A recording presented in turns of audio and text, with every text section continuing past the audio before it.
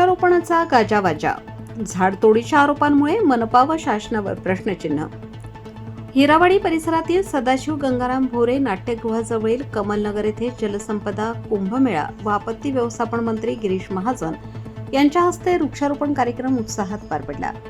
यावेळी महापौर, उपमहापौर, महापालिका आयुक्त, अतिरिक्त आयुक्त, नगरसेवक, उद्यान विभागाचे अधिकारी, कर्मचारी, एनसीसीचे विद्यार्थी, पर्यावरणप्रेमी आणि नागरिक मोठ्या संख्येने उपस्थित होते. मात्र या कार्यक्रमानंतर काही नागरिक आणि सामाजिक कार्यकर्त्यांनी वृक्षारोपणाच्या या उपक्रमावर प्रश्नचिन्ह उपस्थित केले आहे. त्यांच्या म्हणण्यानुसार शहरातील विविध विकास कामांच्या नावाखाली मोठ्या प्रमाणावर झाडांची कत्तल करण्यात आली असून त्यानंतर केवळ प्रसिद्धीसाठी वृक्षारोपणाचे कार्यक्रम आयोजित केले जात असल्याचा आरोप करण्यात आला आहे.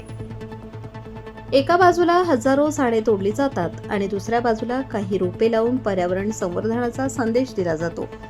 हा विरोधाभास नागरिकांच्या लक्षात येत असून प्रत्यक्षात पर्यावरण संरक्षणासाठी शासन आणि महापालिकेची भूमिका काय आहे असा सवाल उपस्थित करण्यात आला आहे. तसेच झाडतोडीबाबत किती परवानग्या देण्यात आल्या, त्याऐवजी किती झाडे लावली गेली, त्यांचे संवर्धन कितपत झाले आणि त्याचा अहवाल सार्वजनिक केला जाणार का, अशी मागणीही करण्यात आली आहे. दरम्यान या आरोपांबाबत नाशिक महानगरपालिका किंवा संबंधित विभागाकडून अधिकृत प्रतिक्रिया अद्याप प्राप्त झालेली नाही.